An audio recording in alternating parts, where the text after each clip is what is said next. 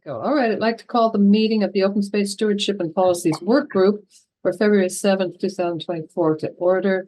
I have Marjorie Winters, we have Ellen Peterson, Wendy Masukas, Karen Corden, and Tom Tversky. Staff. So the first item on the agenda is discussion of educational programs. Right before we started, we were talking about a program that we had in last November on dark skies. And I've been working with the Simsbury Pollinator Pathways, who had set up a series of home habitat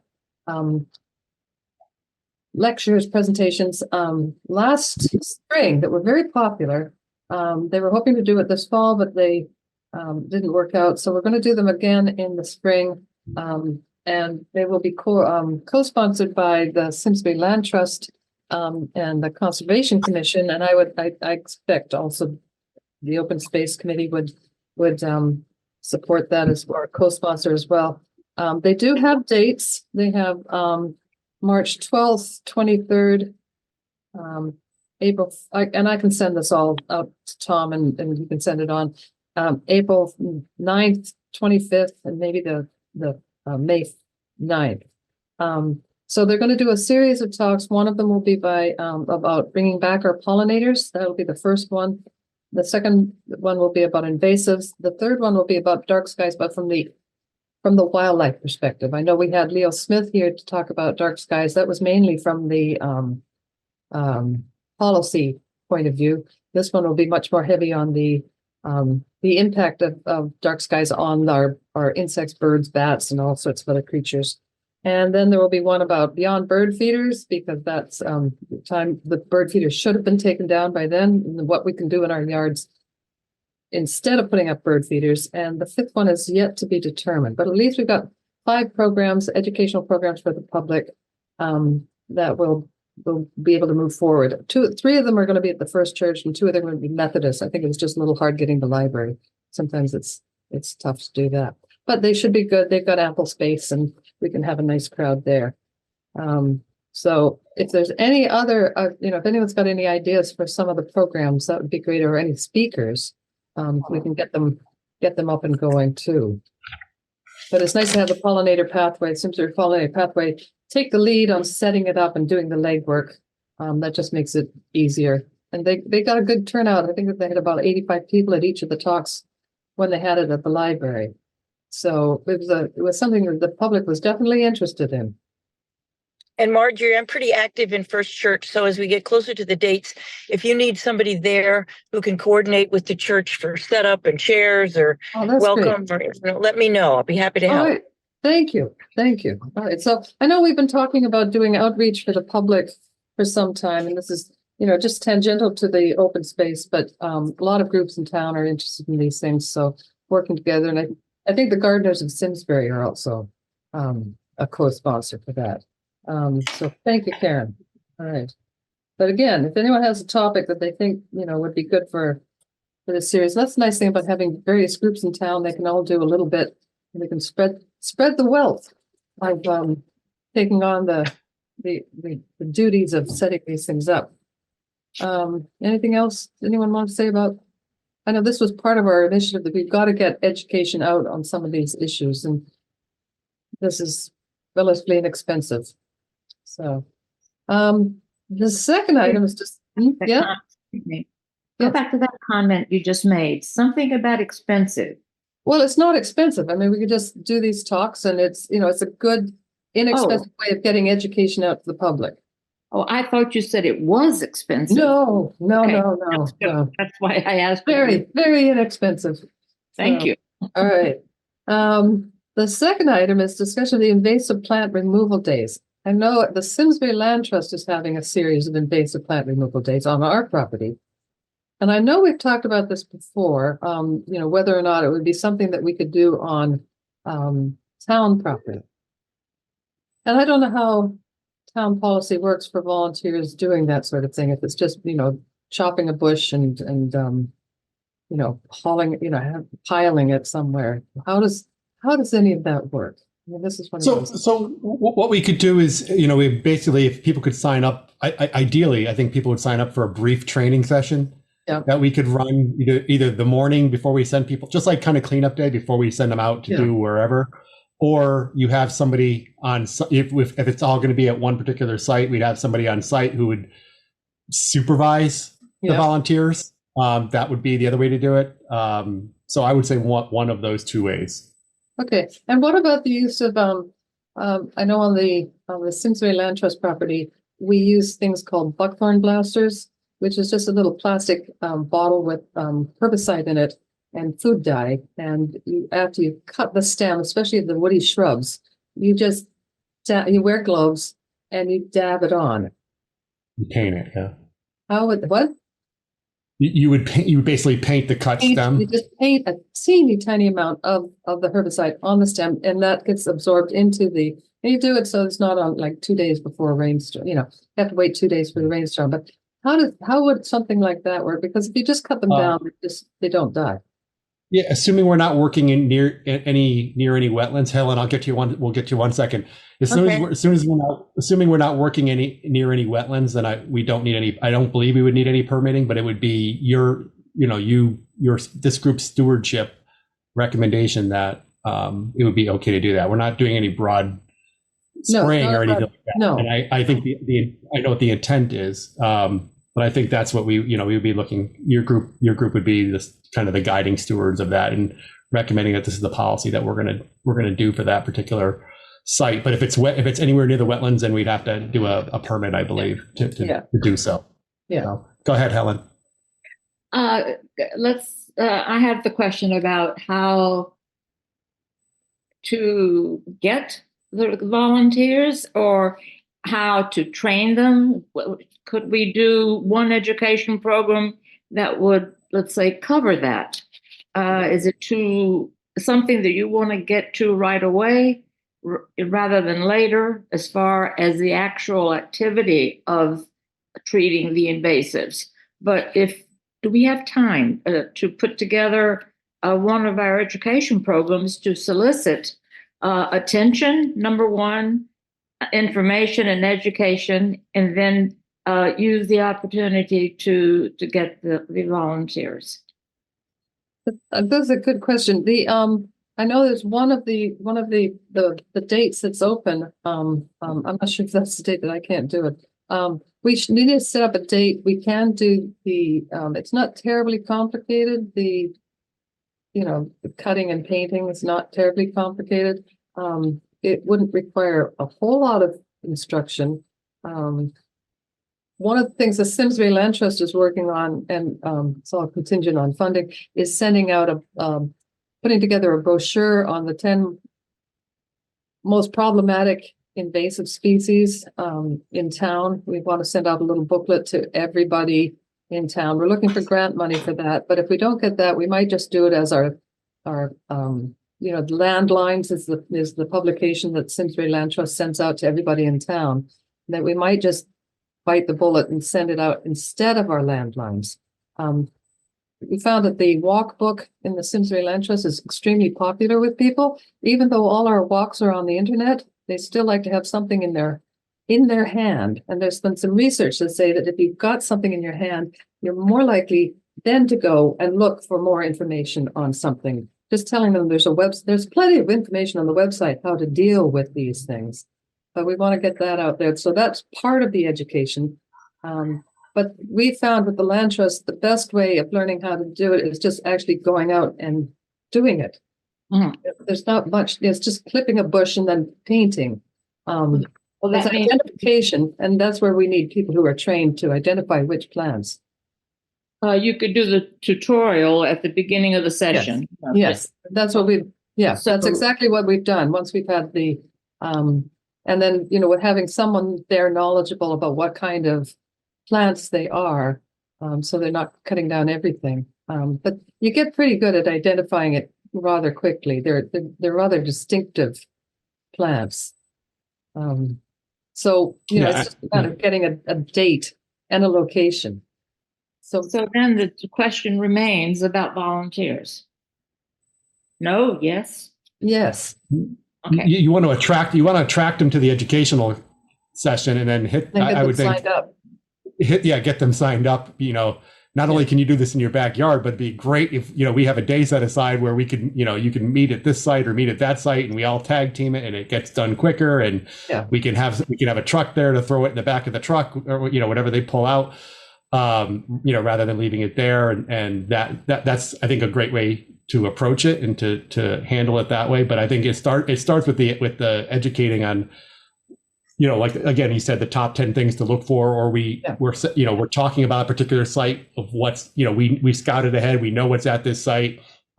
And then do you pull it? Do you cut it? That's where the education part comes in too. And, where to cut it and how to cut it. And then if you're painting it, how to paint it appropriately, all that stuff. Yeah. So that's where I think, you hook the volunteer in, after that education session. And we have a pretty big net that we could cast as far as getting through our social media and the email blasts and things like that to help get the word out about some kind of a session like that. Yeah, and scouts are always looking for a conservation project too. Yeah. So we could set up several dates. But maybe I could work with you, Tom, and see what dates would work for the town. Absolutely. All right. There's always the opportunity to go to the public at the Board of Selectmen meeting, a public audience. That could be an easy thing to do that might attract a few people. That's a good suggestion. All right. So we'll get some dates on. I know we're trying to set up some dates for the land trust. That's only on our property. But we need to tackle the town property, and maybe we can get some of the town staff, the maintenance staff, to come along. I don't know, probably not on a weekend, or but one more final comment on the subject, but for me is that since I cannot volunteer to go out with you and do the cutting and the painting, I'll volunteer to go to the to the Board of Selectmen and do that for you. Oh, lovely. Good. And you're good at that. So excellent. That's just something I can do because I can. Excellent. Thank you, Helen.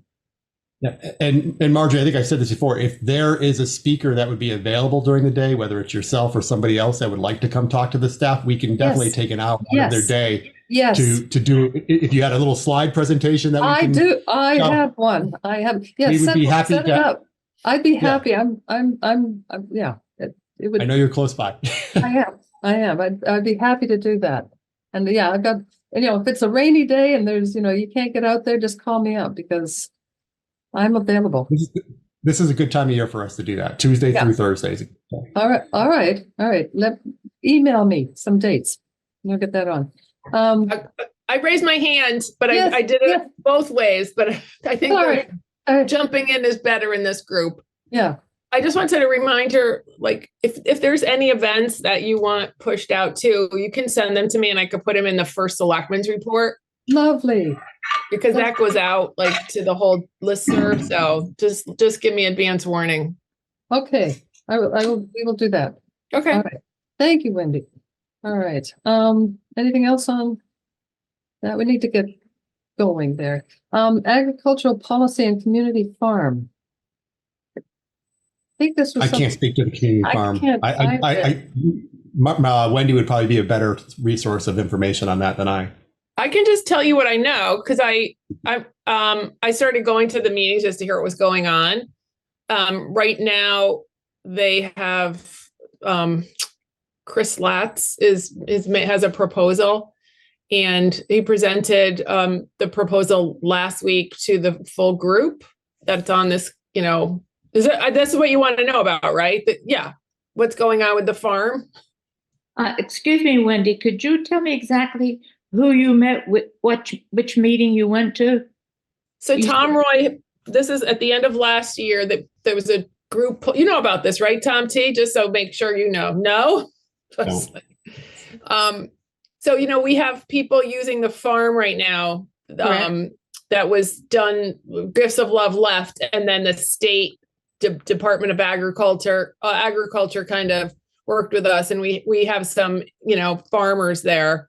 I can't come up with the term that I'm trying to come up with, but they're doing some farming, but the period or the contract, whatever, is ending. So we're looking for something to come in there more long-term, permanent, to take on the farm, make sure that it's meeting the requirements of feeding the poor, keeping up the farm and things like that. So this group got pulled together at the end of last year. I'm not on it, but there's a member of the Board of Selectmen. There's a member, the chamber, Susan's on it, Messino. So you have representation. And they've been talking about the farm, and they went through a bunch of different RFPs, and they're settling, I believe, on this one young man who owns the business that's over at right now at Flaming Farm. He does the composting over there. I forgot the name of the business. Don't hold me. I sound like I don't know what I'm talking about, but basically they're working on firming up him to come in. He would take over have a farm manager. He would have his business piece operating, and then they're bringing an educational piece. They're trying to put that all together in a proposal. This group approve it, and then it will come to the Board of Selectmen to approve. So it seems like it's moving forward, and that people are pretty happy with what this proposal would satisfy. Good. Okay. Yeah, because unless that farm is farmed, it's going to turn into a situation we have at Barndar Hills Triangle. So they make it sound like they can have a farm manager there and really do a lot of farming and give back to the community and stuff like that. That's the proposal. And I would assume with Susan on it that they're also following the town agricultural policy that we sort of set up. I'm going to say if Susan's on there, she wasn't at the last meeting or two, but if she's on there, I'm sure her voice is being heard. Absolutely. Good. Anything else about that? That's a nice update. All right. The next item is proposed developments and role of open space committee. And that was not something I put on. No. I could tell. I mean, I'll put 2 cents in here. My 2 cents in. I don't know that this falls under the scope of the open space committee. If you're particular, let's just say, for instance, the proposed development along where the Hartford site in the south side of town. It's not on open space. It's not anywhere near a parcel of open space. I certainly understand everybody's current concerns, and there's a lot of different perspectives on it. But I don't know that this is in this particular group's wheelhouse. All of you are certainly entitled to your own opinions, and there is a bunch of avenues for you to give input to the decision makers on that process, as far as emailing, attending the meetings and the presentations. But I don't think that the group as a whole, unless solicited so by, let's say, the Conservation Commission or the Board of Selectmen or whoever, and asked to weigh in, I don't know that it falls in this group's purview to provide feedback or provide commentary on it. You're all welcome. Personal opinion, you're all welcome to do that on your own, and you all are capable of doing that on your own, and I think you're all educated on how to do so. But I don't think the Open Space Committee is the forum for advocating for or against or providing feedback on private development that isn't, to my knowledge, bordering an open space property or being considered for an open space purchase. And Tom, I think it's also very difficult for the various chairmen who are on the committee. We cannot comment on proposals that are before us. So that that we make up, zoning, planning, conservation. Anyone who has those applications before, it would be very ill advised for us to comment. Yeah. So that's my 2 cents. And if you guys certainly, I think what you said, Marjorie, is definitely important for this group to consider and for the membership as a whole. But I just don't think this is one of those things that obviously it's an important issue being discussed in town. It's not something that I think is the forum for this group to be doing. So no, I think our mandate is sort of more, scoping out what land might eventually at some point become available and express an interest in that, but that's not with an application, proposed. Correct. Yeah. Right. If the board of selectmen is considering a parcel, that your scope for that type of thing is if the board of selectmen somebody comes to the town and says, we'd like the town consider buying this, they would typically give the open space committee a chance to study it, weigh in on it, yay or nay, and that kind of thing. This isn't the case in this situation at this point in time, at least. I totally agree with you, Tom. All right. Does anyone have any comments on that? Any other? All right. I just want to say that I don't know if you heard this, but they closed the public hearing on Monday night to the 500 something down to 4 something unit. You heard that? I did, yes. Okay. Yeah. So it'll be coming back at some point to vote. I can make that typical kind of comment as I heard from good sources, on the commission, but I can't tell you who that was. I would not want to compromise the individual in any way, but the understanding is that the likelihood that the application as it is presented will be denied.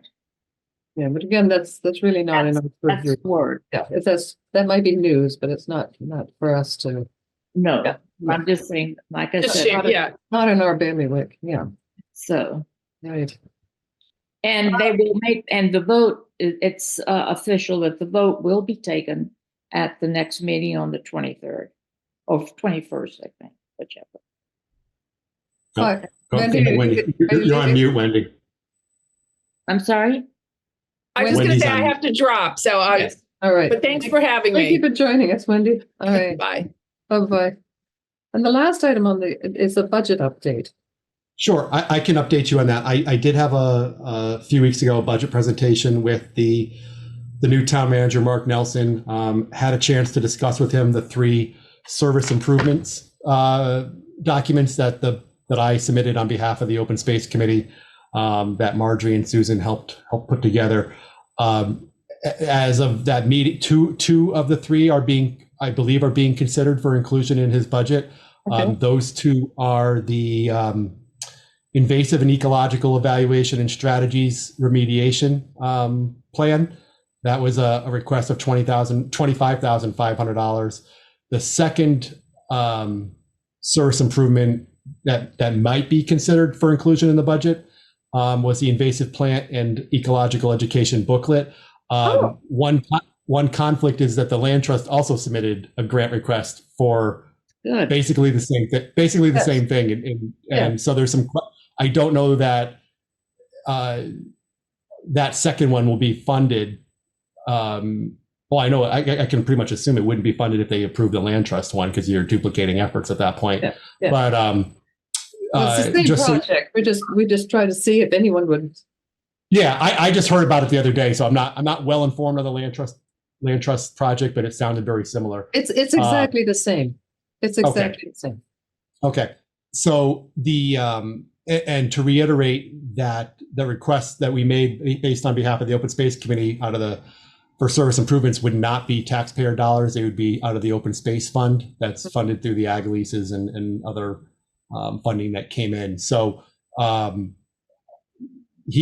was a good discussion about those improvement plans. I think the one that that I could tell you that probably won't move forward was the intern one at this point. I think that plan needs to be further fleshed out for future consideration.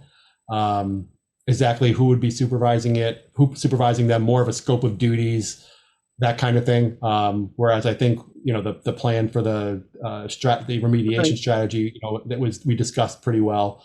But that if it is to be included in his budget, it will next go to the Board of Selectmen. He'll present his budget to the Board of Selectmen on Monday, February 26th, and then it'll be discussed further at the Board of Selectmen budget workshops that will be scheduled for March, and then if they include it in their budget, then it'll go to the Board of Finance and then eventually to the voters. But I did want to pass along that, all three of those were discussed. I had submitted them. They discussed, and two of them may be included, but likely the one bigger one. So. All right. Well, that's interesting. And as far as, the land trust can always withdraw theirs if the other one funds, or vice versa. I mean, I don't know. I hope I haven't thwarted myself, shall we say. We'll see. I don't want to, I can't say which one, it could be neither. It could be neither. It could be one or the other. It won't, I can tell you it probably won't be both. No, well, we didn't want both. We wouldn't have accepted it. It's just for one. Right. So that would go with the May budget, and then that would be decided if that's, after the Board of Finance gets through it, and if it makes it through. Correct. If it's approved by the voters in May, then yes, the money is funded at that point, because then it's been allocated. The Board of Selectmen will consider the town manager's budget. Okay. Because eventually it becomes their budget. Okay. So everything that he proposes to them, they have the ability to make changes to, or suggest edits to, and then ultimately they'll approve a budget that they will send to the Board of Finance, which will then review that budget and then make suggestions for additions or deletion. Typically deletions, not additions, but and then. If it's adopted by both boards, it goes to referendum. Yes, okay. Helen. Go ahead, Helen. I have a question. I stepped away from, I'm not sure if I heard everything, but anyway, I don't think you mentioned dates. Could you tell me how to look at or find where their calendar is? So I think it's important if we're on the budget. Yeah, absolutely. We show our faces a little bit. Yep. So, and be present at some of these workshops or meetings. So how do we access that calendar? So I could tell you that the budget presentation for the from the town manager to the Board of Selectmen will take place on Monday, February 26th. Monday, that's just for the budget, the total budget, right? Presentation. The town manager will present his proposed budget to the Board of Selectmen. And time and place? Town Hall at 6:00. Okay. And that will be televised on Simsbury Community TV as well. I'm sorry, the date. Give me that. You said Monday. Monday, February 26th. Okay, thanks. 2-6. That's a regular meeting. Okay. Yep. And then typically the parks and recreation budget and service improvements are discussed at a Board of Selectmen weekend workshop on Saturday, March 9th, but that's tentative at this point. And it typically starts about 9:00 in the morning, but I believe they may be reworking that schedule a little bit at this point. Okay, thanks. You're welcome. All right, good. And speaking of dates, I know this is not on our, but I just noticed the open space website. I think their last posting on it was October. It's so hard to keep up with websites. I'm sorry. It's very difficult. I do that for work, and it's like, oh, yeah. I'm always forgetting things. So I just can I just make a comment? I don't know who I'd address this to, maybe the Planning Commission, but I don't know if any of you have read the Plan of Development, the POCD, yet, but I've been looking at it, and the website is so behind. I don't know who to talk to about that. I guess town hall staff. It would be the planning department. Huh? The planning department maintains that website. Their page on the website. Okay. So I can if you would like me just to let them know, I can let them know that if you'd like, or sure. I mean, I don't want to make I don't want to storm in and say do something. pass it along that it is really out of date. I will. I'll let them know. Right. All right. I see we've run out of items and so it's time for a motion, unless anyone has anything else to say. One Karen? that I'd like to bring up, can you guys hear me? Not very well. It's breaking up. Can you guys hear me? Move to adjourn. Is that good? Yeah. Oh, so I think Karen wants to say Sounds like something. that. Karen wants to Put say her- something, but she's breaking up. I'm here. Can you hear me now? Yes, Wade, if now you we hear me? can. Now we can. Okay, so this is really just info for Tom and Helen. Because Marjorie has helped me a bit with this.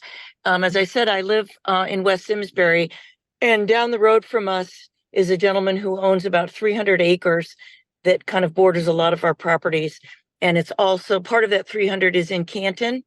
And so I spoke to the gentleman who owns it to say, would you ever be interested in donating that to the town? The answer is probably. Karen, Did it's you lose really, me? they have an offer on that.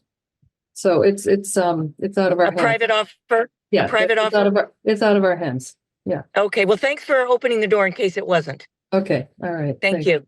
All right. All right. Entertain Helen, you made a motion to adjourn. Yes. Karen, would you like to second that motion? All right. All in favor? Oh. Aye. All right. Thank you. All right. Okay, Have a good night, thanks, everybody. everybody. Good night.